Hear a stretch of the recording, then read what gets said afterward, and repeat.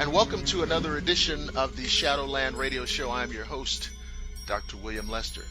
My guest for this episode is author, radio personality, paranormal investigator, and researcher Jason Stanton. Jason is the author of Unrest in Peace, a book which was out about this time last year, and his most recent book, Feeble Minds, The Ghosts of Letchworth Village, is due out this spring 2015. Jason's background in the paranormal began in 1992 with an accidental EVP. Can't wait to hear about that. He recorded this EVP while playing music at a cemetery near his home. He started Ghost Chat Radio in January of 2012, and we want to get him to talk about that a little bit. This fresh and edgy 2-hour weekly show has been a huge success with as many as 70,000 listeners per show. Wow. Jason set a record with that number for Internet Paranormal Radio and has also been nominated for 2 awards by the New England Paranormal Awards hosted by C.C. Huntress. Jason continues to work to raise the bar. Jason is currently connected to multiple filming projects and has been interviewed on Time Warner Cable Network in New York, Fox Radio Network, London Nights, Family Spirit, and more. Jason was a speaker recently at Dixie Ghostland Paracon in Aiken, South Carolina. He is the co-founder of Eternal Dead Paranormal as well as the lead investigator. Jason, thank you for joining us. It's my pleasure. I'm glad to be on here.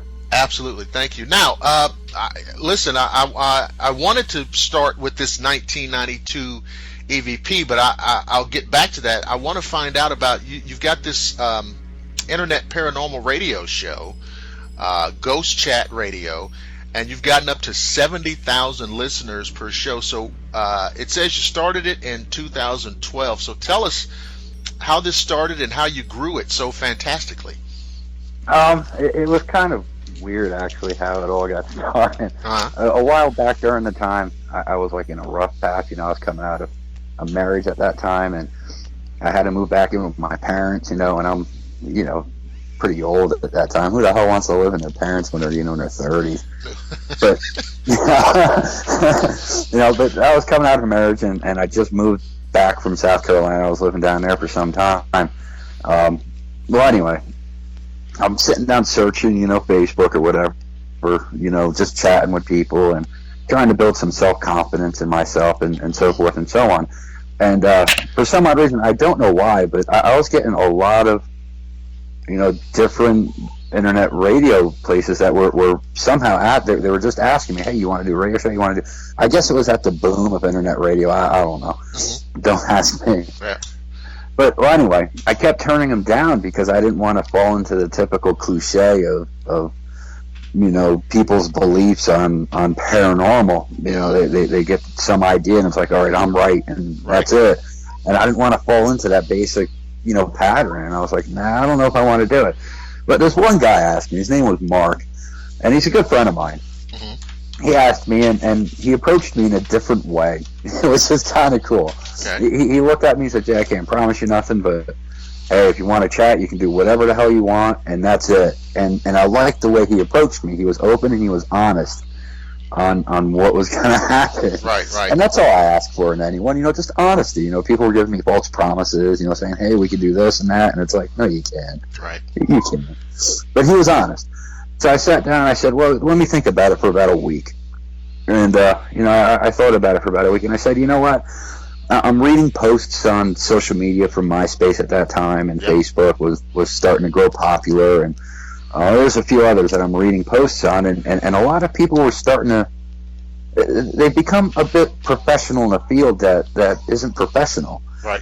And it was really irritating me. It was like, I'm like, what are these people talking about? I mean, you don't even know what you're researching, no less try to, speak as if you're some professor in Harvard or something like that about the subject.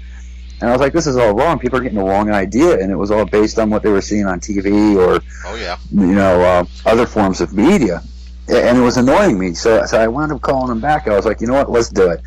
This is the way it's going to get done. I'm going to go out there. I'm going to have a blast. I'm going to make people laugh, and I'm actually going to get, facts out there as opposed to, belief system. And the fact simply is there is no facts. It's an idea. It's a theory. You don't know what you're researching. I said, let's do it. So I wound up, discussing it with them a little more about it, and I set a date for, I believe it was the middle of January when I would start. Mm-hmm. And I lined up some great guests, and I just went out there and I didn't try to be professional. I didn't try to put on some kind of entertainment attitude, or I was just going to go out there. I was going to be myself, and if people liked it, fine. If they didn't, oh well, I don't know what to say. Right. And they wound up enjoying it, but I didn't come up with any kind of scripted questionnaire or whatever. I was just going to go out there and have fun.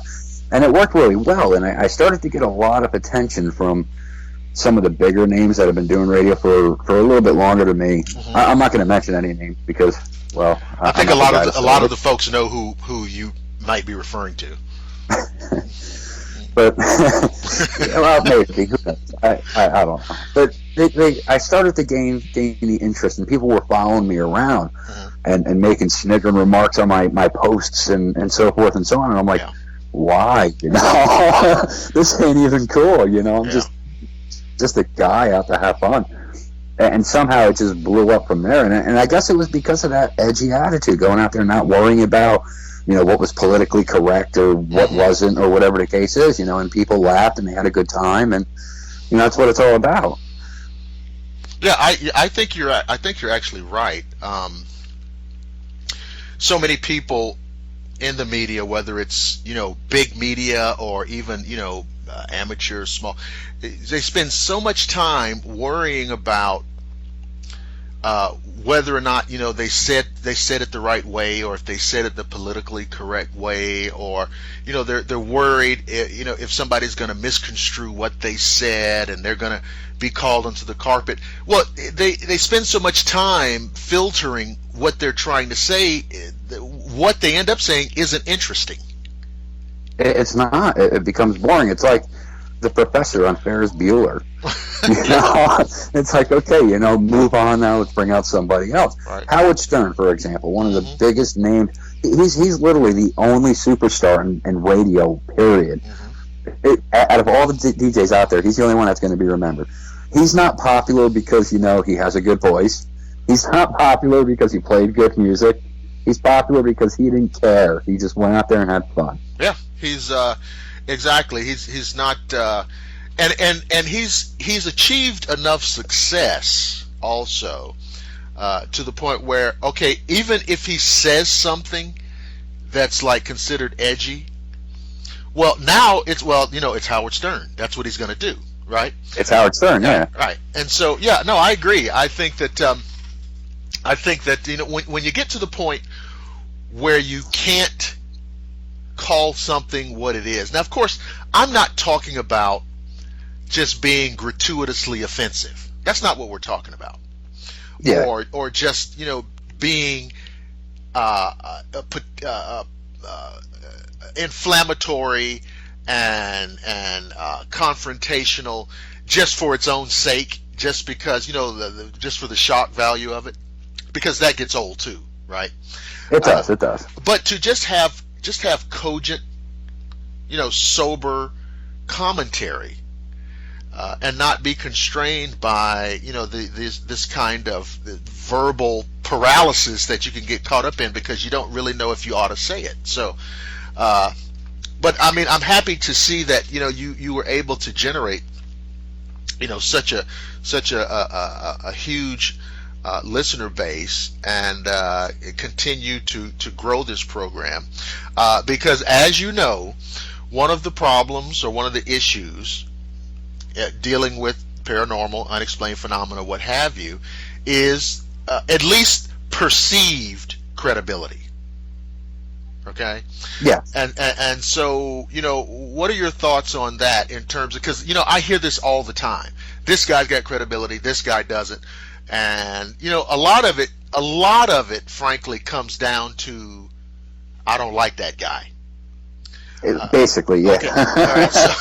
So what are your thoughts on that? And you know, because I am concerned, because I do think there are some real issues here in the paranormal that deserve real observation. I agree. So what are your thoughts in terms of that?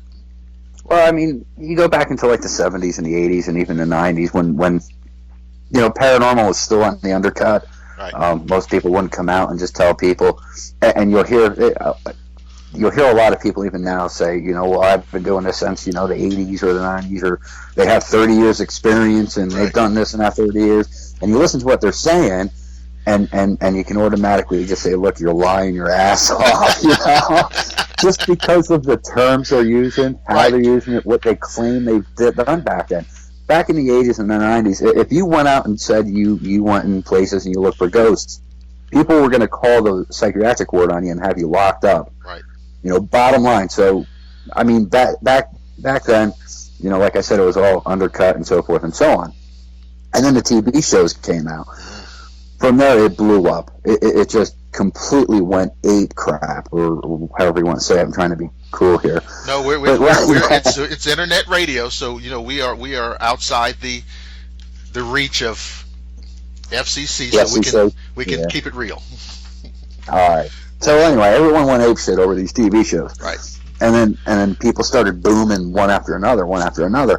Now, it's not just a TV show where people started to become, you know, the credibility started to drop, or whatever case. It was also social media as well. It was the combination of the two. Mm-hmm. As these teams were popping out, social media started to give them a false sense of popularity.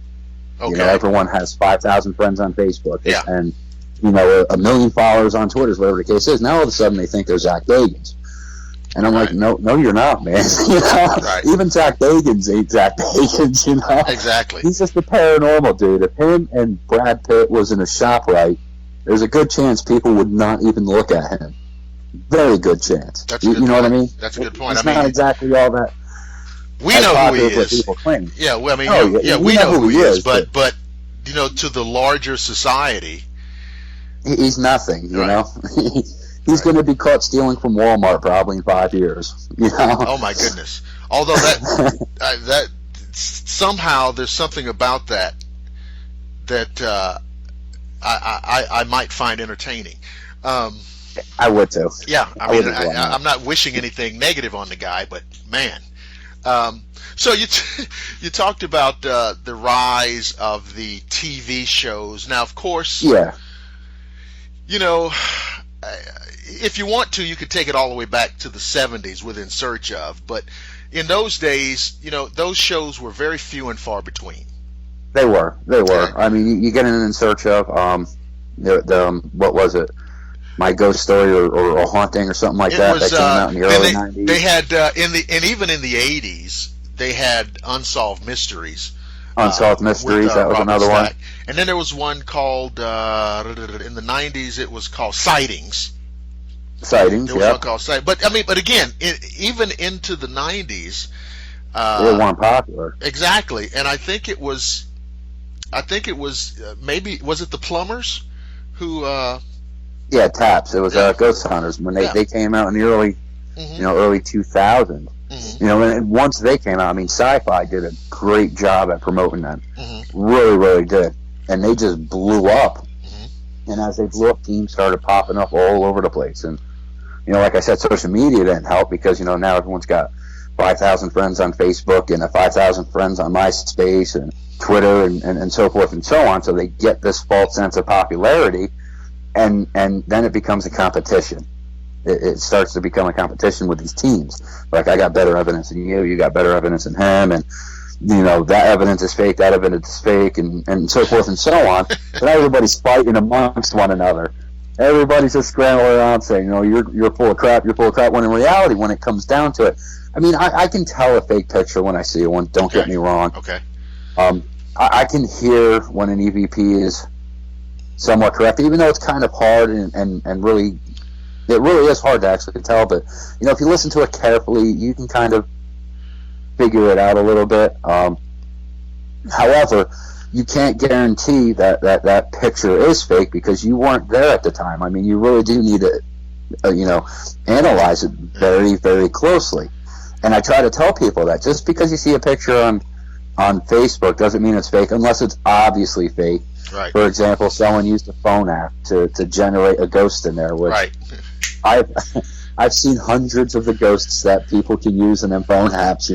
They come up. There's like 20 different apps or something like that. And each one has a set of like 10 ghosts that you can put into any picture you want. And I know all the ghosts, I mean? Yeah. Well, see, and I've seen, and I mean, I've seen so many of these pictures, and I have seen also the kind of random. You could have a picture, and it may be legitimate, and you will have people saying it's a fake. Because, and they'll go into some kind of description, and I never heard these words before in my life.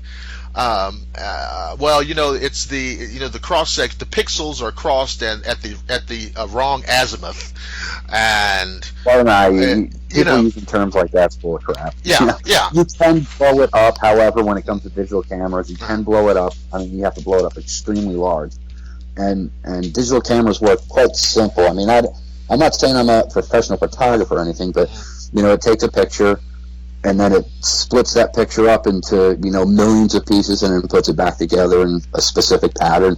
And you can blow the picture up and kind of look at it, and if something doesn't fit that pattern within that picture, then it was added.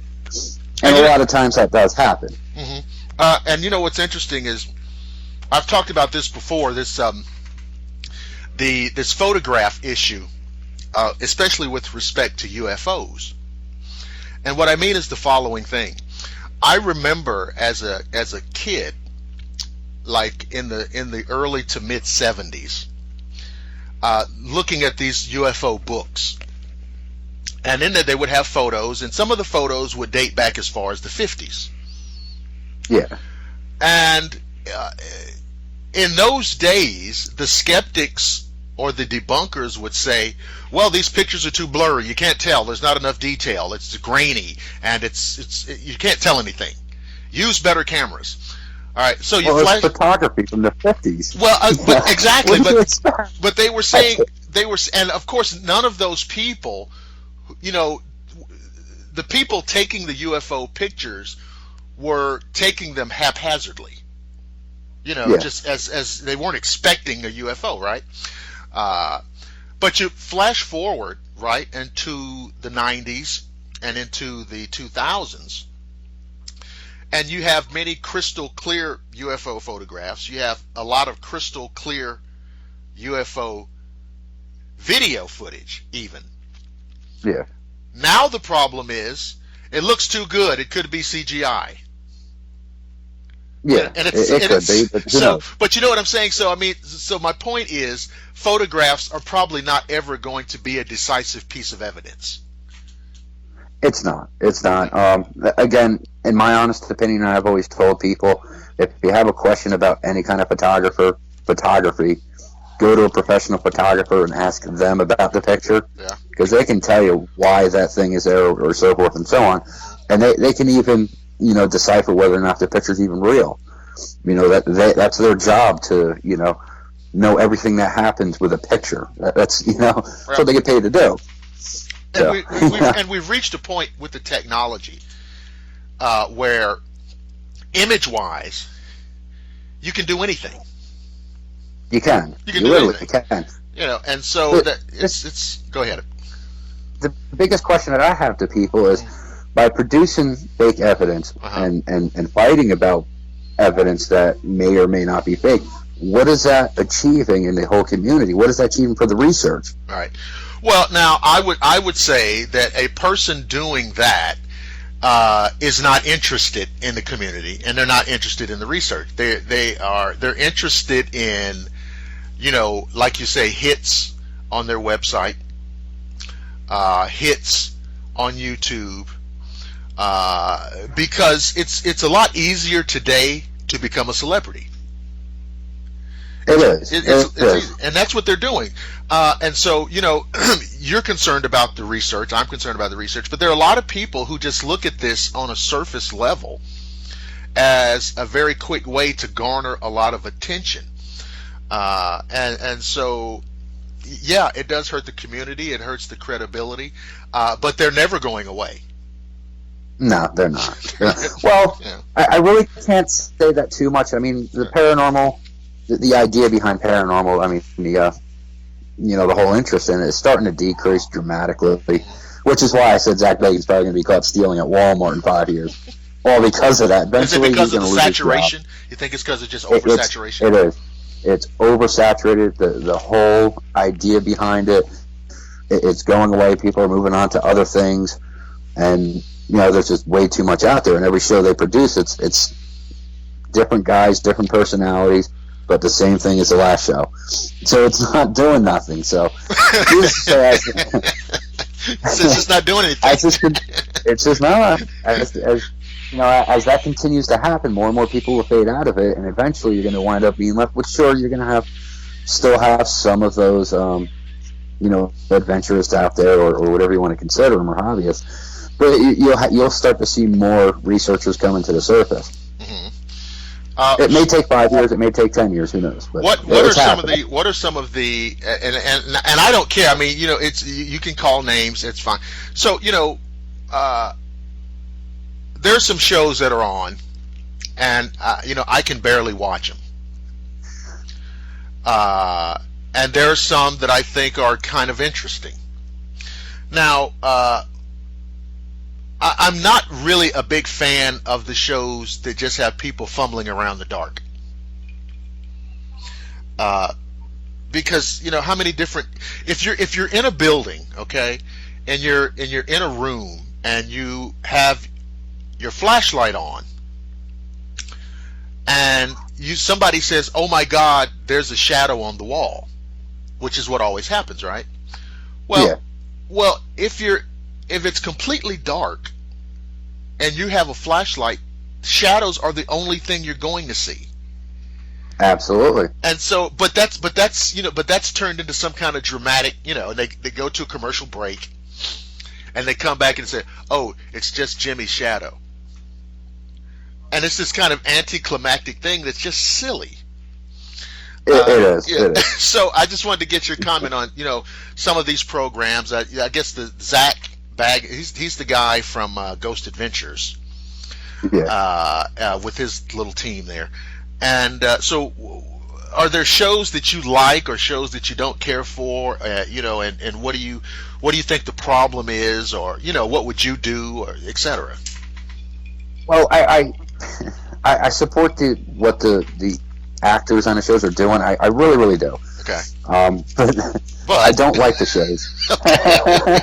and I'll tell you why I mean this in both ways. One, the actors are making a living doing what they love. I can't sit down and look at them and say, "Dude, you're an idiot for doing it." If I can do it and make a living and put a roof over my kid's head and feed them. Yeah. Look, wait a minute.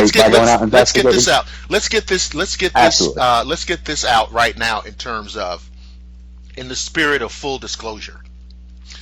Look, yes, if somebody gave us a lot of money to get on TV, and would we do it? Absolutely.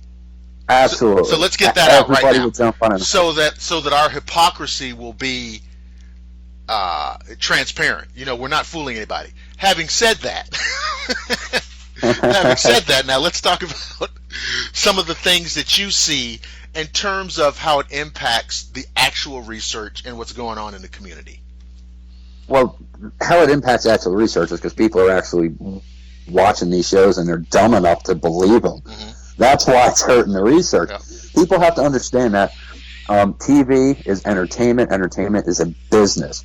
Okay. Sci-Fi Channel, Destination America, they don't give a rat's ass about paranormal at all. It's not their problem. They don't care. The shows are on there because it's making them money. That's what I want everybody. I want to make sure everybody heard that, because this is the kind of point that I've been trying to make. You're right. They're creating entertainment products. That's right. Just like WWE wrestling. Sure, right. It's dangerous. However, it's fake. they're not intending on hurting people. It just Right. kind of happens. Nobody's getting Just like hit any with a other metal job. folding chair. It's not happening. Right. It's not happening. Right. And it's the same thing with these TV shows. I mean, if the network says, look, we need a climax right there, or we need to see more shadows right there, they're going to make it happen. If they want to hear a big noise in it, there's someone down the hall with a pot and pan, and they're beating it together, just to get that to happen. The bottom line is no one's going to watch an hour show where people are just walking around in the dark with their thumbs up their asses. It's not going to happen. The show would drop immediately. So they got to do what they can to ensure that these dumb idiots who think what's on TV is accurate are still watching the shows. Are you telling me that people are not interested in just watching orbs fly around No. and just seeing photos of that? Wow. Because, because it's all about the orbs, right? It's all about the old. So now let me ask you this. Now you had an EVP incident in 1992. I did. Okay, and so and this is interesting because you're the first person I've ever met who had their first paranormal encounter to be an EVP. And it must have been very disconcerting. So why don't you tell everybody what happened? It was a bit interesting when it did happen. Back in those days, I was young. I was a young teenager. I was learning how to play guitar, and of course, when everyone's young, when they play guitar, they're a rock star. They're posing in front of the mirror with their guitar. Yeah. Well, anyway, I was kind of isolated, I guess you can say, from the rest of society. No one really liked me that much, and they picked on me. So I stuck to myself, and I went to places where you wouldn't find anyone because I wanted to be alone. Right. I didn't want to deal with anybody. Needless to say, cemeteries happened to be one of those places. You never really seen too many people in draw a crowd. the middle of the afternoon, Yeah. And, that's where I hung out a lot. And it was also kind of peaceful in a way. And I don't want to say in a spiritual way, but, it was quiet and the wind was blowing and it just gave me a moment to think and just do what I got to do to try to continue to press forward. Yeah. So, well, anyway, I was in a cemetery and I brought my guitar with me and I had a recorder with me because, like a rock star, you got to record yourself playing. All the time, yeah. All the time. You got to do it. So, I set the recorder up on a headstone and I'm, just sitting down up next to a tree and I'm playing and I'm just jamming out or whatever the case is. And then I go home and I was just curious of what I sounded like. Obviously it was like crap because I was just learning, but in my mind I didn't think that, at that time. And, it was just a simple hello. That's all it was. And I kind of bugged out for a minute because I'm literally in the middle of nowhere, all farmland around me. The closest house was, a quarter of a mile away. So it wasn't no interference from like anybody, there couldn't have been. Man's voice, So woman's voice. It was a female voice. Okay. A female voice. And like I said, it was just a simple hello. It wasn't nothing major. It wasn't nothing scary or anything like that. And even to this day, I still kind of question it, I guess you can say. Could it have been something else? Not that I could think of, but, just maybe. There might be that little bit of hesitant doubt in my mind, but still, I mean, it was definitely interesting. And from there, it just continued to pique my interest and, made me want to figure out more and, what else? I mean, if it can speak to me on a recorder, I mean, what else can it do? Well, yeah, and the other thing, too, is at that time, you didn't know about EVPs. So, no, I didn't.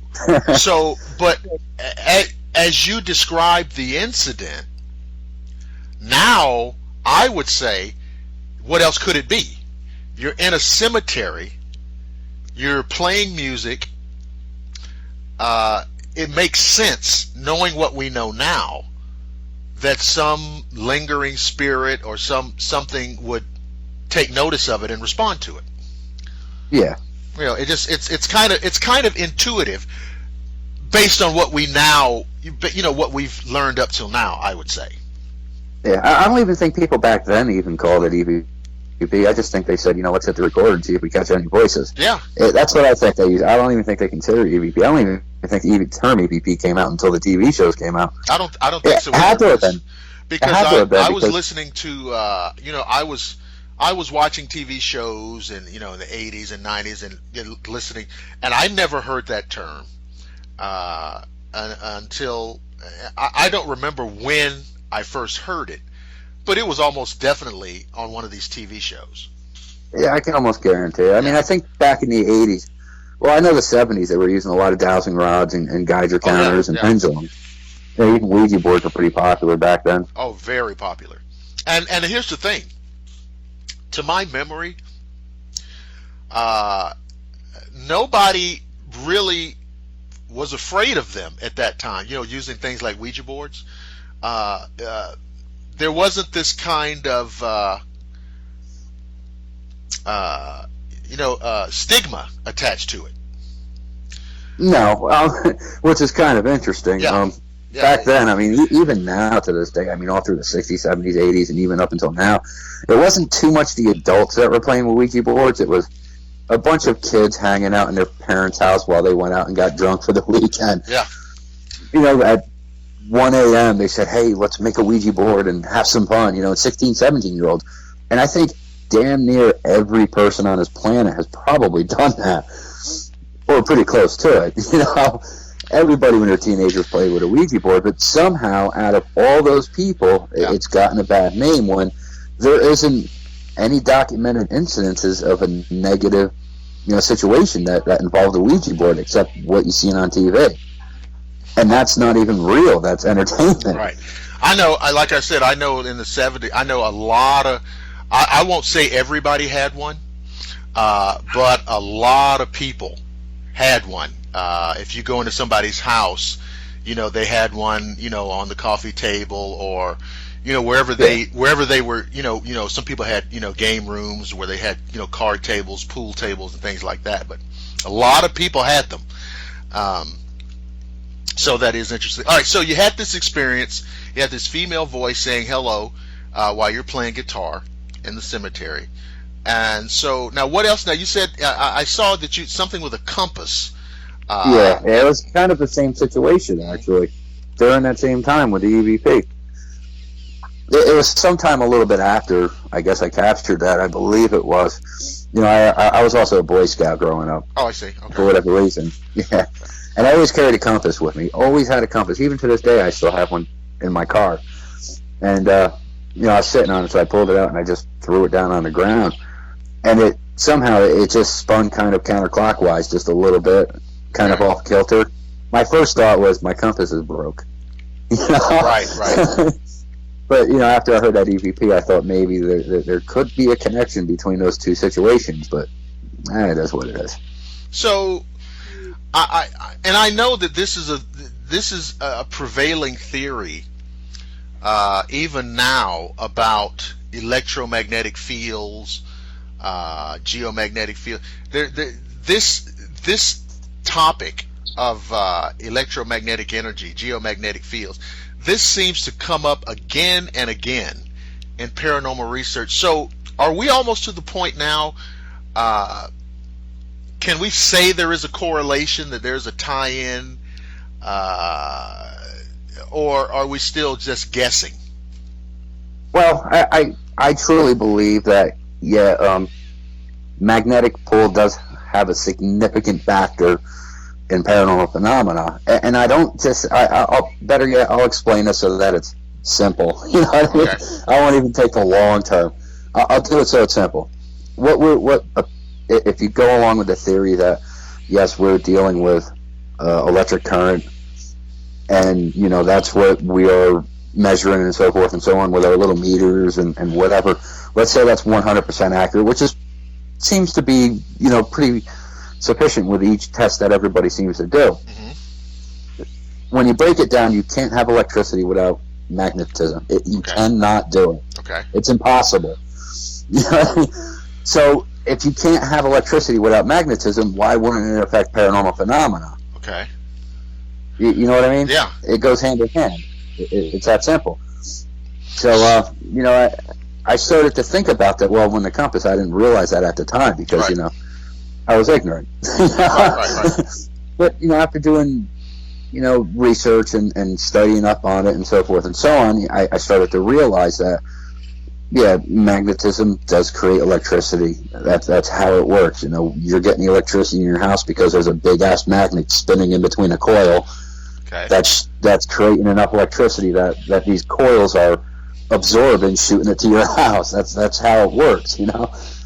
Well, so go ahead. I'm sorry. So if magnetism is important, why wouldn't things like geomagnetic pull and solar flares and other forms of radiation have an effect on paranormal phenomena? And what's I don't see why it would. If this is true, it would pull paranormal phenomena into the natural order of the universe, which is what I've kind of theorized all along. Yeah, I agree. We use the term supernatural and paranormal, but it looks to me as if these things are actually a natural part of the universe that have just remained outside of the scope of our scientific inquiry. All right. Yeah. And because of that, they've been kind of relegated to the areas of superstition and folklore. All right. Yeah. And now we're at a crossroads because we're not as willing, we're much less willing to rely on superstition and folklore as an explanation. I agree. Yeah. I agree. We're now starting to branch off into a more scientific approach. Mm-hmm. Well, some of us are. Okay, well, now talk about that because I like the way you paused there. So talk about that. Well, again, you still have these people who watch TV and they say, well, that's the way it is and that's it. And then you get these religious buffs that are getting into the whole idea behind, paranormal phenomena. Okay. And, needless to say, you can't change a belief. You really can't. They think that what they know is fact, and you try to coach them into other directions. And I don't try to steer people to believe what I believe. I just try to open their eyes a little bit to expand what they believe they know. Well, you got to take everything into consideration. If you're doing belief based, and let me do air quotes, research, is it really research? It's not. It's not because now I don't want to speak for others. All I can tell you is what I witnessed, and maybe you've seen the same thing. There are people who they have a belief system. They have a pre-existing belief system, and they look around and they feel that they know that the paranormal is real. Because it's just it's just there, and there's a lot of cumulative evidence that would suggest that there is something real behind it. But you've got to make that reality fit your belief system somehow. Exactly. And that's one of the biggest issues for them. Because one thing you can't do is you can't say that your belief system might be incorrect or flawed in any way, right? So everything has to be crammed into your belief system. Now, one of the ways I see it manifesting the most is that every little thing that pops up in the paranormal has got to be the work of Satan. Yeah. And that's it. That's all there is to it. And he's got horns and he's got a pitchfork. Yeah. And that's it. And but I mean, so how have you seen this play out with these belief systems? Well, I agree with you. I mean, a lot of these people, especially when they're getting into research, quote unquote, they want to call it, any evidence they get or anything that happens, they always try to make it fit their whole belief system, which isn't research at all. Right. It's not doing nothing. And when you're getting into not all religion, a lot of the southern religions, I guess you can say, is the best way to put it. Yeah. They don't really believe in ghosts or entities or spirits at all. They believe in, what's on this planet is either an angel or a demon, and you're not supposed to talk to an angel, and if it's talking to you, then it's got to be a demon. Okay, well then why do research? Why do research then? Well, you got me. You know what I mean?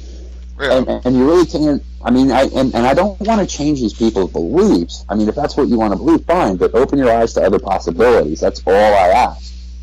You know, I mean, it's you can't just take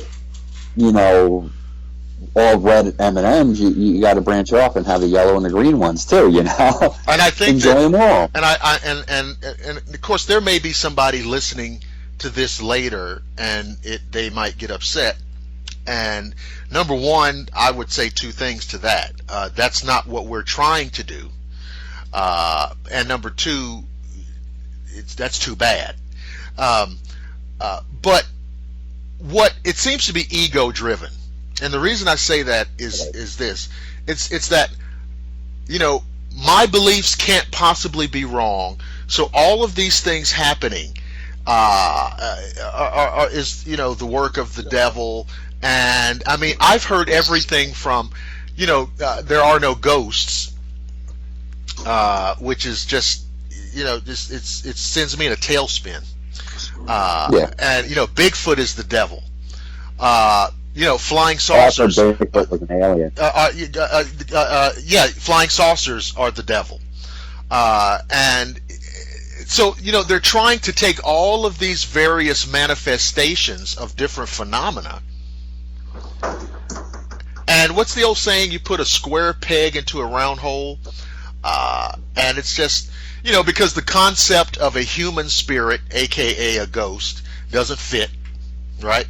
The concept of Bigfoot, they don't like Bigfoot because, that gets into human origins and evolution. They don't want to have that conversation, No, it's ignorant. That's what it comes down to. The concept of aliens, which means that, if there's other life in the universe, it means that the Earth is not the center of the universe, right? And so yeah, you can encapsulate it all in one word. It's a kind of ignorance. But there are a lot of people who get into the quote research mostly to validate their belief system. Yeah. So, all right, let's, I want to talk about your books here. Now, the first one, the one that came out about this time last year, was Unrested Peace. So tell us about that one. Well, it is paranormal. However, I didn't want it to be solely based on paranormal. Even the second one's not solely based on paranormal. Okay. It's kind of interesting. I wanted to put an actual story behind the events that happened. And the biggest thing in Unrested Peace was just a boy who was pretty much disregarded by society and pushed away. How that particular person found acceptance within himself and, with what was going on in a particular location. And that was the main purpose of that particular book.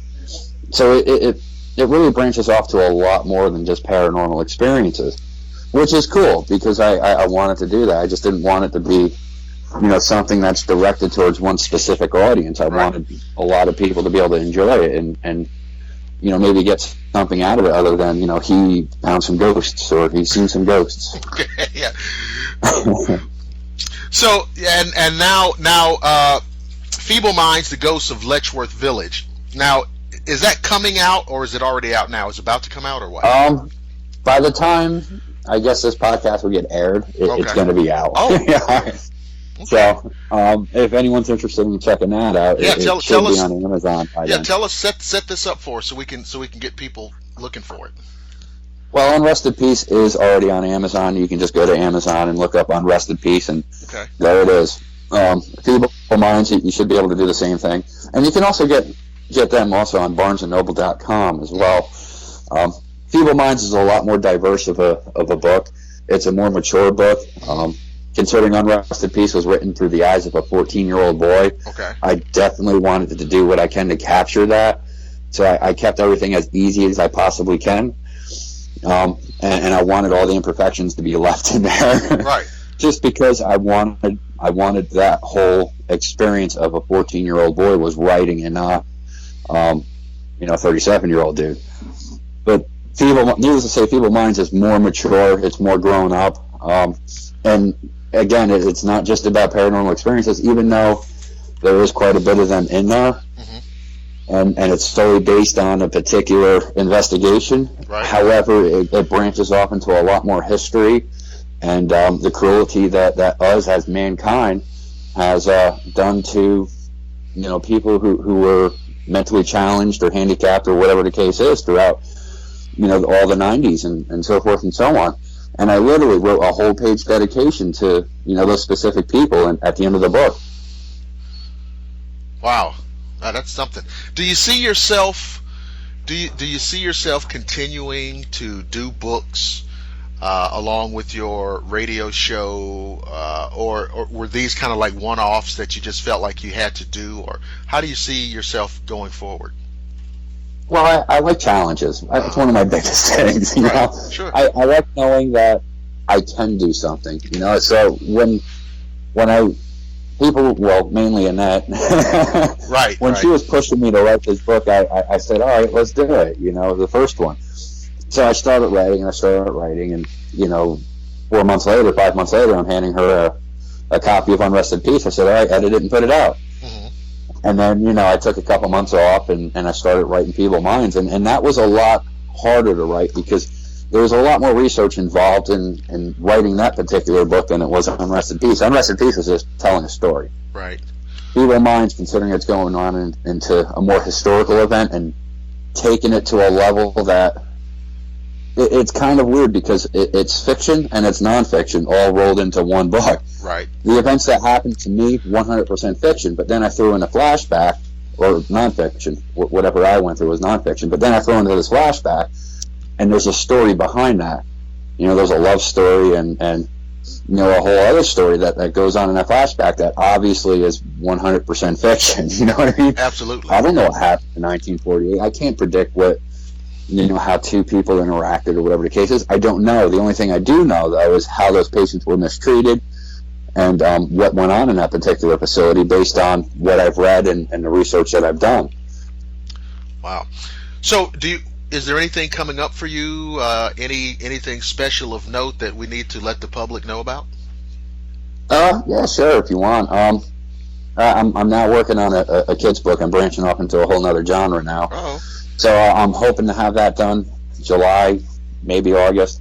So people can go ahead and look out for that, and that's going to be for the age group of 8 to 12-year-olds, a small little chapter book. So I'm hoping that goes pretty well. Now, what is that going to be? I mean, can you preview that a little bit? Give us a sneak peek. What is that about?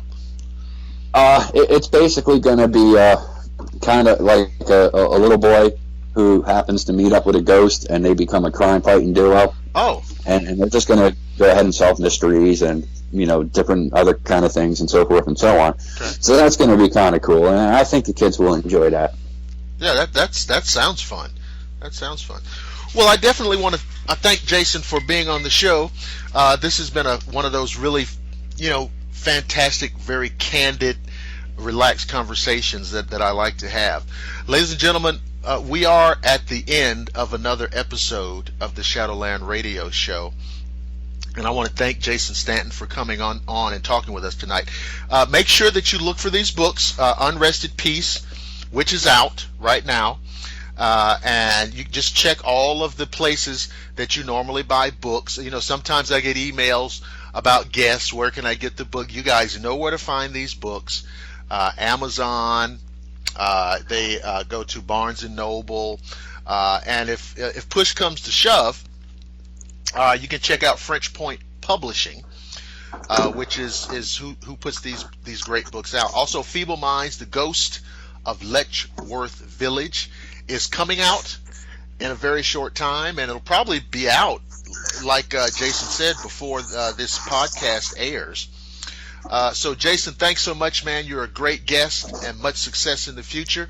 This has been another episode of the Shadowland Radio Show, and I promise everybody that I will see you again on the flip side.